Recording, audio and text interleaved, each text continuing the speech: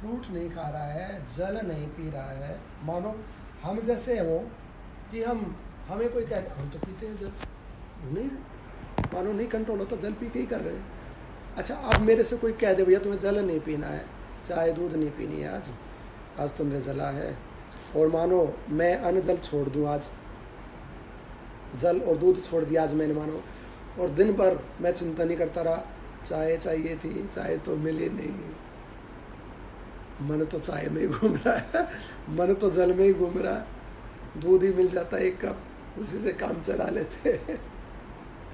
Sir में दर्द हो गया, पीड़ा हो रही है, आधा कप ही चाय मिल जाती। अब दिन भर ऐसा चिंतन चल रहा है, और वैसे कह दीजिए त्याग दिया जी आज तो, और कल फिर मैं कीर्ति गा रहा हूँ, जल नहीं पिया 1 बूंद मैंने, चाय नहीं पी मैंने 1 बूंद, 50 जगह, अरे दिन भर तो चाय पी रहा था, चाय तो चल रही थी दिमाग में। पी रहा था ना, तो ये वैराग्य नहीं है। यदि विषय का परित्याग कर दिया है बाहर से और अंदर से खूब चिंतन कर रहा है, तो त्याग नहीं है। तो त्याग क्या होता है? विरक्ति क्या होती है? बाहर और भीतर, बाह्य अभ्यंतर, विषय नहीं, उसको बोलते हैं वो वैराग्य है, वो पूर्ण वैराग्य है। वो भी वैराग्य है, उसका भी निंदा नहीं है। जिसने मानो मैंने आज चाय नहीं पी और दिन में 50 बार चाय मैं बोल गया, तो फिर भी बुरा तो नहीं है तो ठीक ही, कम से कम चाय छोड़ी तो सही, फ्रूट छोड़ा तो। लेकिन उत्तम वैराग्य वो है जिसमें चाय की याद ही ना आए, जल की याद ही ना आए, फ्रूट की याद ही ना आए, वो उत्तम वैराग्य। ऐसे ही ये 3 चीजें, मनोनाश किससे होगा? ज्ञान से होगा। मनोनाश, ये ज्ञान योग है। जब तक ज्ञान नहीं होगा तब तक मन का नाश नहीं हो सकता है। उसका मैकेनिज्म पता होना चाहिए, उसका सिस्टम पता होना चाहिए, वो कैसे रुकेगा, कैसे काम करता है, वो पता होना चाहिए। ज्ञान से मनोनाश हो जाएगा, ज्ञान से वैराग्य हो जाएगा कि ये वस्तुएं काम की नहीं है, ये वस्तुएं सुख देने वाली नहीं है, ये वस्तुएं पतन कर देने वाली है, ये मुझे जन्म मरण में डाल देंगी। तो ज्ञान से वैराग्य भी हो जाएगा, और ज्ञान से भक्ति ठीक होगी। भक्ति संसार की नहीं करनी है, पदार्थ की नहीं करनी है, पद प्रतिष्ठा की नहीं करनी है, परमात्मा की करनी है। तो ज्ञान से भक्ति ठीक हो जाएगी। ऐसे ही भक्ति के द्वारा ज्ञान पुष्ट होगा, भक्ति के द्वारा वैराग्य पुष्ट होगा, वैराग्य के द्वारा ज्ञान पुष्ट होगा, वैराग्य के द्वारा भक्ति पुष्ट होगी, ज्ञान के द्वारा वैराग्य पुष्ट होगा, और ज्ञान के द्वारा भक्ति पुष्ट होगी। तीनों एक दूसरे के पूरक हैं। एक में भी यदि कमी आ रही है तो वो पिल्लर कमजोर है। तीनों चाहिए। एक बात यहाँ बताया भगवान ने, मुनि वशिष्ठ जी कह रहे 3 चाहिए, 3 होने चाहिए। मनोनाश, वैराग्य, परमात्मा का यथार्थ ज्ञान, 3 चीज चाहिए परमात्मा की प्राप्ति के लिए। अब ये साध्य किससे है, घटित किससे होंगे, करेगा कौन इनको, वो करने की विधि, पदार्थ, और वो क्रिया क्या है, किसके द्वारा होगा ये, उसके लिए कहते हैं आगे, ये कहते हैं ये तीनों एक दूसरे के कारण है, अतः दुसाध्य हैं किंतु असाध्य नहीं है। अब आगे, विशेष प्रयत्न करने से ये तीनों कार्य सिद्ध हो सकते हैं। श्री राम, विवेक से युक्त पौरुष प्रयत्न से भोग इच्छा का दूर से ही परित्याग करके इन तीनों साधनों का अवलंबन करना चाहिए। पौरुष प्रयत्न, विवेक से युक्त पौरुष प्रयत्न, तो ये है कर्मयोग। पहले क्या बताया? ज्ञान, भक्ति, वैराग्य, 3 बताया। अब बताया विवेक से युक्त पौरुष प्रयत्न, कर्मयोग। कर्मयोग भी होना चाहिए। विरक्त है, संसार से अलग हो गया है, भक्ति भी जानता है, ज्ञान भी है, कार्य करता ही नहीं। तो कर्म योग, ये 4 हो गए, 4 चीज़ चाहिए। अब 4 पिलर पे जो बिल्डिंग खड़ी है वो मजबूत है। परमात्मा की प्राप्ति के लिए 4 चाहिए। कर्म योग होना चाहिए। कर्म योग विवेक से युक्त, विवेक से युक्त अर्थात जिसमें कामनाएं ना हो, जिसमें फल की इच्छा ना हो, जो कर्म करने पर भी अकर्म हो, करते हुए जिसका फल निर्मित नहीं हो, वो विवेक से युक्त कर्म है। और कर्म करते करते मान लो फल का निर्माण हो गया, तो वो तो फल फिर दुख देने लग जाएगा। वो फल के स्वरूप तो फिर जन्म सुख दुख हो जाएंगे। कर्म तो करे, पर कर्म से बीज निर्मित नहीं हो। बीज निर्मित हो गया तो वृक्ष निर्मित हो जाएगा। तो विवेक युक्त पौरुष प्रयत्न, तो विवेक से युक्त यदि ज्ञान कर्म योग है तब ये 4 चीज चाहिए। विवेक से युक्त पौरुष प्रयत्न से भोग इच्छा का दूर से ही परित्याग करके इन तीनों साधनों का अवलंबन करना चाहिए। यदि इन तीनों उपायों का एक साथ प्रयत्न पूर्वक भली प्रकार बार बार अभ्यास न किया जाए तो सैकड़ों वर्षों तक भी परम पद की प्राप्ति नहीं हो सकती। भगवान तो नहीं मिलेगा और कुछ नहीं मिलेगा। ये 4 नहीं है। 3 तो चीज़ है, ज्ञान वैराग्य और भक्ति, और इनको करने में कर्म योग, ये 4 चाहिए। ये नहीं है ना तो सैकड़ों वर्ष हो जाए चाहे सैकड़ों जन्म हो जाए, भगवान तो मिलेगा नहीं, ऐसा कह रहे हैं। तो क्या करें? कर्म करते करते अकर्मण्यता होनी चाहिए। कर्म की विधि मालूम होनी चाहिए, कर्म किस प्रकार से किए जाते हैं। भक्ति करते करते ज्ञान होना चाहिए, भक्ति करते करते वैराग्य होना चाहिए, वैराग्य करते करते ज्ञान और भक्ति होनी चाहिए, और ज्ञान से वैराग्य और भक्ति होनी चाहिए। इस प्रकार से होना चाहिए। भक्त भी है, भक्ति भी हो रही है। किसकी भक्ति होनी चाहिए? ये ज्ञान भी है। किस प्रकार से होनी चाहिए? भक्ति के कितने प्रकार हैं? कहाँ बैठकर हो सकती है, कि खड़े होकर हो सकती है, चलकर हो सकती है, कि सोकर हो सकती है, ये ज्ञान है। और इस ज्ञान और भक्ति के सम्मिश्रण में संसार का आदर नहीं करता है, संसार में अनुरक्त नहीं है, संसार से विरक्त है, तो ये वैराग्य है। और इन तीनों के साथ में कर्मों से लिप्त नहीं होता है, स्पृहा नहीं है, अर्थात कर्मों के फल को नहीं चाहता। इस प्रकार से हो रही तो भगवान मिल जाएगा। ऐसा ये तरीका। एक का सम्मान नहीं करेगा ना तो कच्चे रह जाएंगे भाग। वैराग्य का सम्मान नहीं करेगा तो संसार में इच्छाएं कामनाएं रहेंगी, उनकी तरफ ही अटका रहेगा, चिपका रहेगा, देखता रहेगा। तो वैराग्य में कमी है। मानो एक घड़ा है और घड़े में एक छिद्र हो गया तो जल तो नहीं रुकेगा, थोड़ी बहुत देर तो रुक जाएगा। तो क्या होना चाहिए? सब छिद्र बंद होने चाहिए। तो उसमें जल भर दो, ठंडा शीतल हो जाएगा, पी के प्यास हो जाएगा। एक छिद्र हो तो, और 2 हो तो, 3 4 हो तो उतनी गति से जल निकल जाएगा। तो उतनी गति से ज्ञान, वैराग्य, साधना और कर्मयोग बह जाएगा। तो इन छिद्रों को रोके, इनकी युक्ति सीखे, वैराग्य को जाने, ज्ञान को जाने, कर्म को जाने, भक्ति को जाने। इन चारों का यदि संयोग हो गया, कॉम्बिनेशन बैठ गया, तो परमात्मा उसी समय प्राप्त है, मुक्त है, क्योंकि ज्ञानी है। अर्थात संसार को आदर नहीं करता है, अर्थात संसार में आसक्त नहीं है, परमात्मा को जानता है। परमात्मा को जानता है तो परमात्मा से जुड़ा हुआ है, भक्ति है। परमात्मा से जुड़ा हुआ तो संसार से छूटा हुआ है, तो वैराग्य है। और ये तीनों है, उसके द्वारा जो भी कुछ हो रहा है वो कर्मयोग, सारे पूरक है एक दूसरे। ऐसे हो। और यदि ऐसा नहीं हुआ तो फिर कहीं ना कहीं फंसेगा, या तो ज्ञान की कमी के कारण रह जाएगा, या भक्ति की कमी के कारण रह जाएगा, वैराग्य की कमी के कारण रह जाएगा, या प्रमादता आलस्य के कारण अर्थात कर्म योग की कमी के कारण रह जाएगा। तो कहीं ना कहीं सुख मिलेगा, कहीं ना कहीं दुख मिलेगा, उनके पीछे कोई ना कोई कारण होते हैं ना।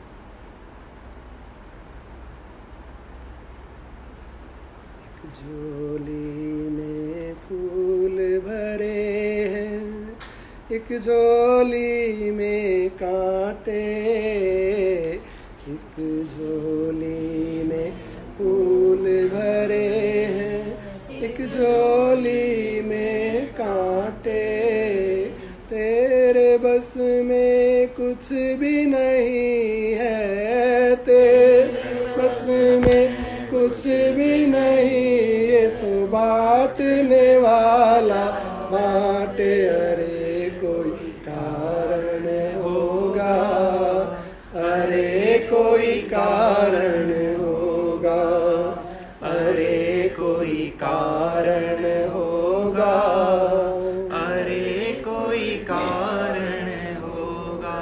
पहले बनते हैं तकदीरें, फिर बनते हैं शरीर,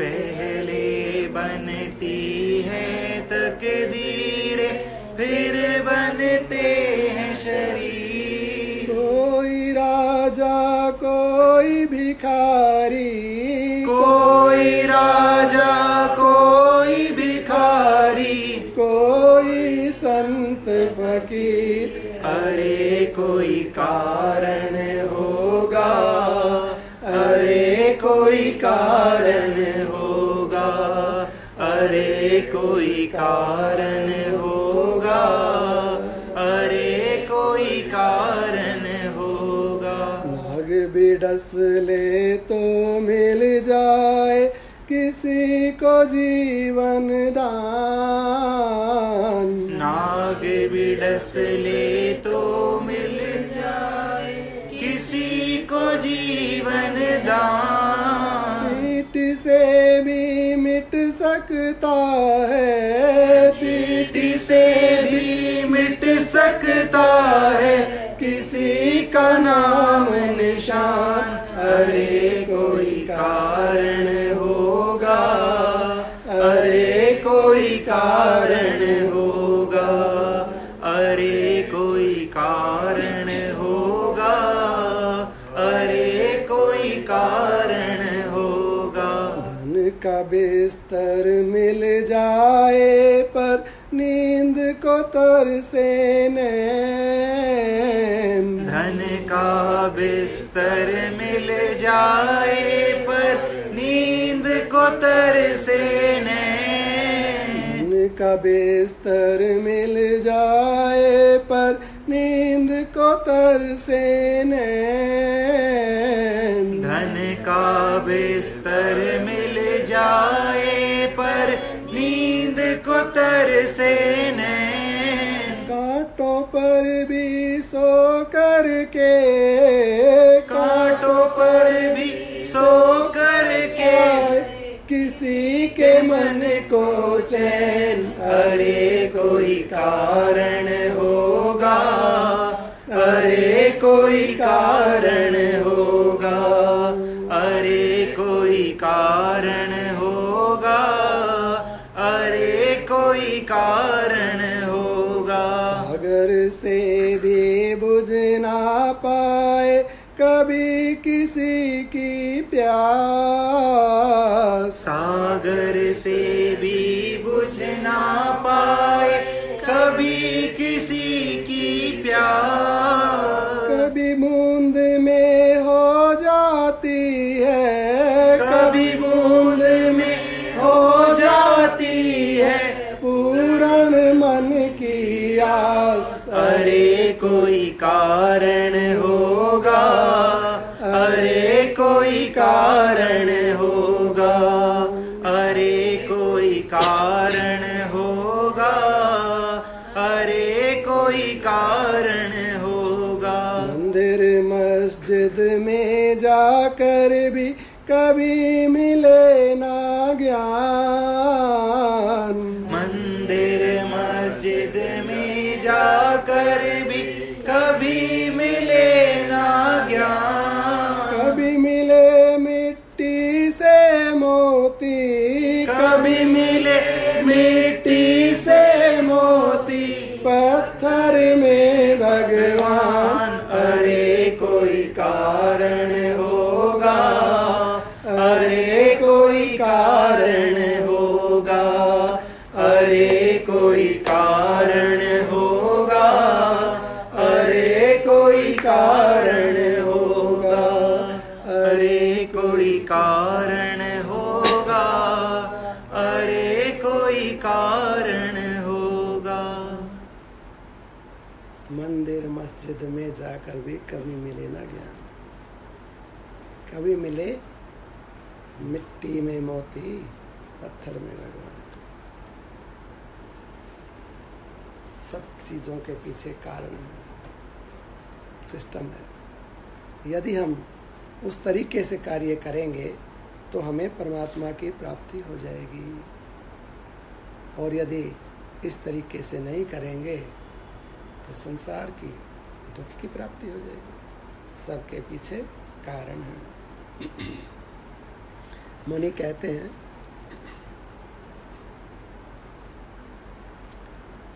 श्री राम, विवेक से युक्त पौरुष प्रयत्न करने से भोग इच्छा का दूर से परित्याग करके इन तीनों साधनों का अवलंबन करना चाहिए। यदि इन तीनों उपायों का एक साथ प्रयत्न पूर्वक भली प्रकार से अभ्यास न किया जाए तो सैकड़ों वर्षों तक भी परम पद की प्राप्ति संभव नहीं है। किंतु महाबुद्धिमान श्री राम, वासना क्षय, परमात्मा का यथार्थ ज्ञान और मनोनाश, इन तीनों का एक साथ दीर्घ काल तक प्रयत्न पूर्वक अभ्यास किया जाए तो ये परमात्मा की प्राप्ति करा देते हैं।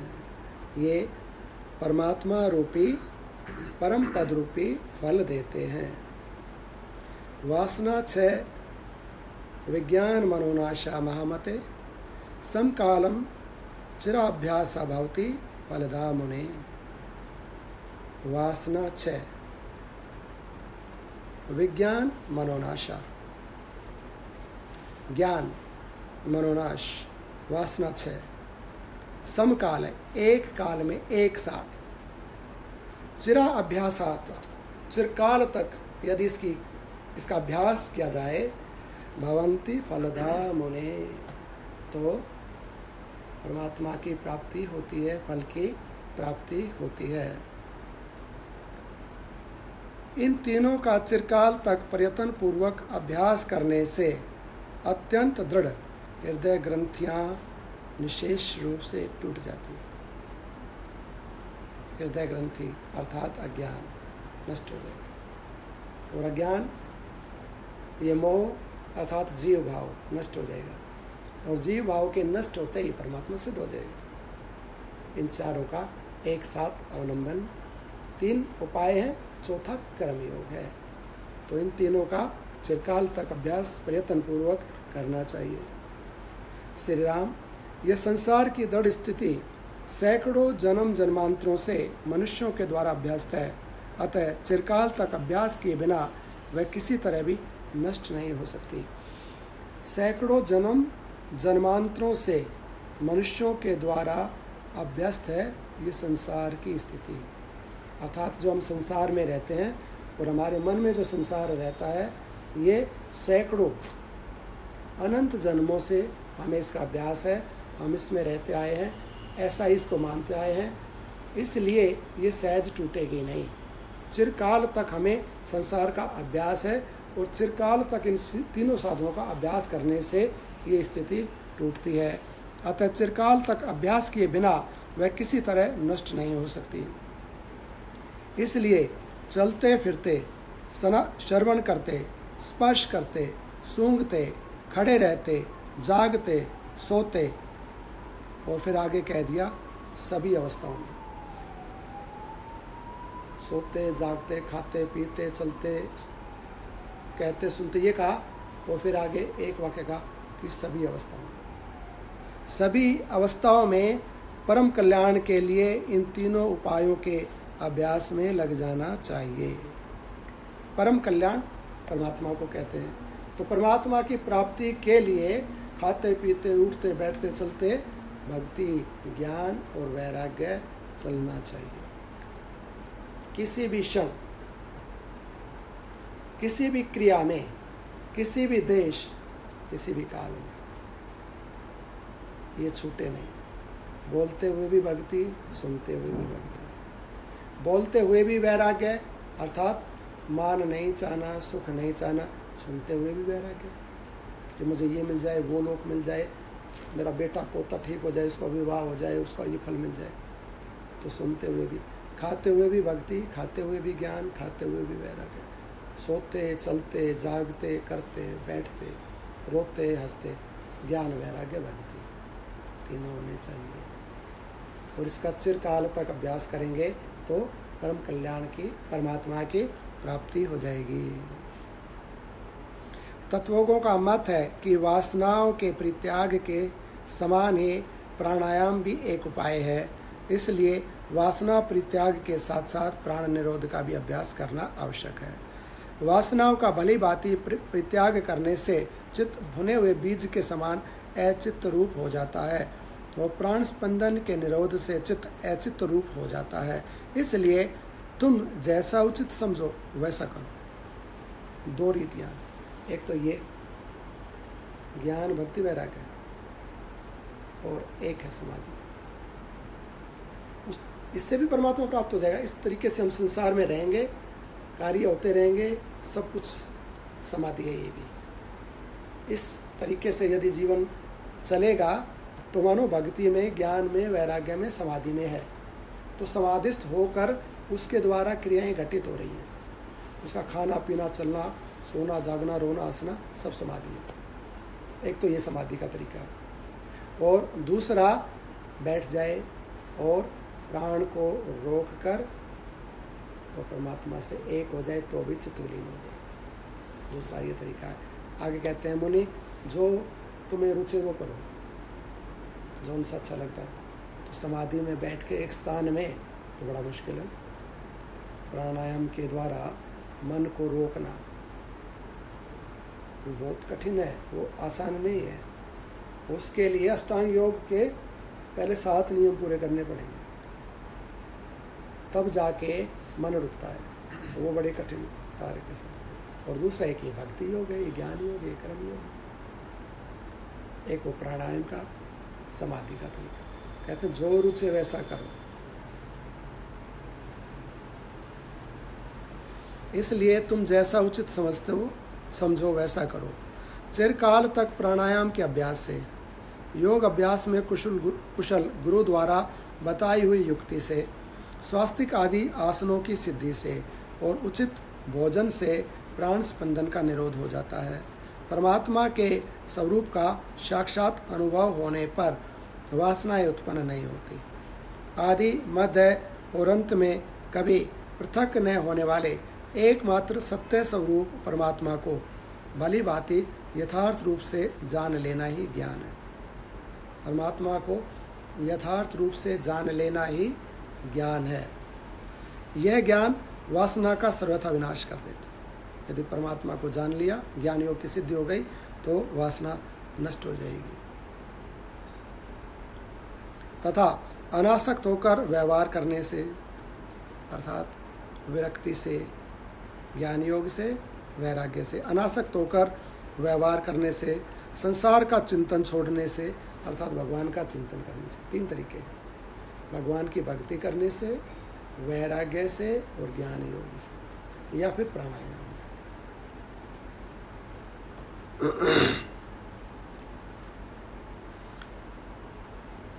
उत्पन्न नहीं होती है। परमात्मा के स्वरूप का साक्षात अनुभव होने पर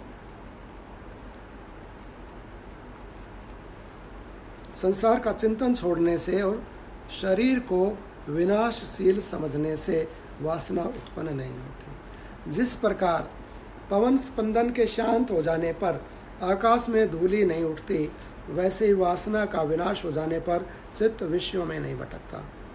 बुद्धिमान पुरुष को एकाग्र चित्त से बारंबार एकांत स्थान में बैठकर प्राण स्पंदन के निरोध के लिए विशेष यत्न करना चाहिए। जिस प्रकार मदमत दुष्ट हाथी अंकुश के बिना दूसरे उपाय से वश में नहीं होता, उसी प्रकार पवित्र युक्ति के बिना मन वश में नहीं होता। अध्यात्म विद्या की प्राप्ति, साधु संगति, वासना का सर्वथा परित्याग और प्राण स्पंदन का निरोध, ये ही युक्तियां चित्त पर विजय पाने के लिए निश्चित रूप से दृढ़ उपाय हैं। अध्यात्म विद्याधिगमम साधु संगम एवच वासना संप्रीत्याग प्राण स्पंदन निरोधनम एतास्ता युक्तया पुष्टा शांति चित्त जय किलय।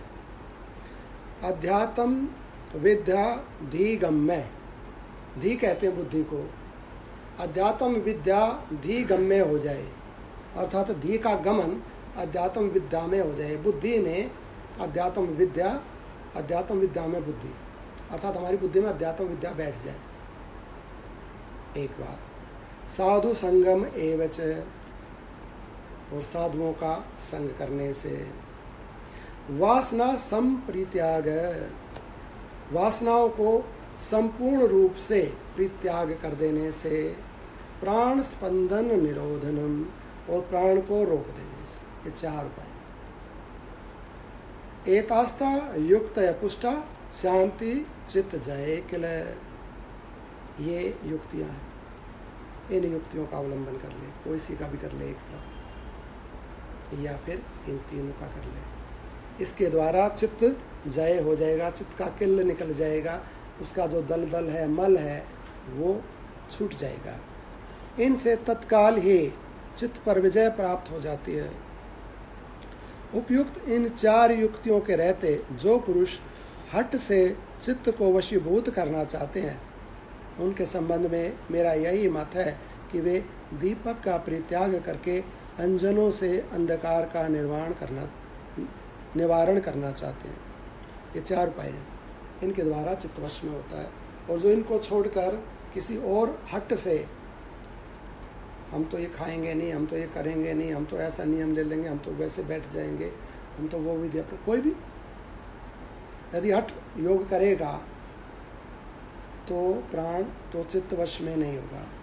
उसके लिए कहते हैं ऐसा है कि दीपक का परित्याग करके अंजन से अंधकार को दूर, अंजन काजल को कहते हैं ना, काजल से यदि कोई अंधकार को दूर करना चाहे तो काजल तो खुद ही काला है, उससे अंधकार कैसे दूर होगा।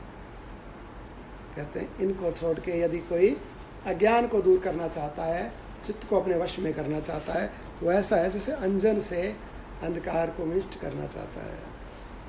उपयुक्त इन 4 युक्तियों को त्याग कर जो पुरुष चित्त या चित्त के निकटवर्ती अपने शरीर को स्थिर करने के लिए यत्न करते हैं, उन हट करने वाले पुरुषों को विवेकी लोग हट्टी समझते हैं। इन 4 युक्तियों को त्याग कर जो पुरुष चित्त या चित्त के निकटवर्ती शरीर, चित्त के सबसे समीप शरीर है, मन के सबसे समीप शरीर है, चित्त या चित्त के अत्यंत निकटवर्ती अपने शरीर को स्थिर करने का प्रयत्न करते हैं। इन 4 उपायों से चित्त भी स्थिर हो जाता है और शरीर भी स्थिर हो जाता है, शरीर भी शांत हो जाता है, चित्त भी शांत हो जाता है। और इनको छोड़ के कोई और करे कि मैं तो धन से अपने मन को वश में कर लूँगा, मैं तो शक्ति से कर लूँगा, मैं तो ऐसा राजा बन के कर लूँगा, या मैं तो उस गुफा में घुस के कर लूँगा, कुछ नहीं। किसी का और का अवलंबन लेता है, संसार के किसी भी पदार्थ का, तो मन वश में नहीं होगा, शरीर भी वश में नहीं होगा, शरीर भी क्लेशित हो जाएगा, मन भी क्लेशित हो जाएगा। और ये 4 उपाय हैं, इनके द्वारा, ज्ञान योग के द्वारा, कर्म योग के द्वारा, भक्ति योग के द्वारा, या फिर ध्यान समाधि के द्वारा मन वश में हो जाता है, मन स्थिर हो जाता है और शरीर भी शांत हो जाता है, स्थिर हो जाता है। इनके द्वारा स्थिर काय का अर्थ ये भी होता है लंबे समय तक रहने वाला। यदि कोई चाहता है कि मेरा शरीर लंबे समय तक ठहरा रहे, स्थिर रहे, टिका रहे, तो उसके लिए भी योग साधना ही है। भक्ति योग से भी आयु लंबी हो जाएगी, ज्ञान योग से, कर्म योग से और ध्यान समाधि योग से भी हो जाती है। प्राण को रोकने से स्थिर हो जाता शरीर लंबे समय के लिए, और मन स्थिर हो जाता लंबे समय के लिए। लंबे समय के लिए स्थिर हो गया अर्थात संसार में नहीं जाता है, लंबे समय के लिए अपने से जुड़ा रहता है, भगवान से जुड़ा रहता है। ये उपाय बताए गए। बोलिए वृंदावन बिहारी लाल की जय, राधे रानी सरकार की जय, सभी साधु संतों की जय। बोलिए वृंदावन लाल की जय, राधे रानी सरकार।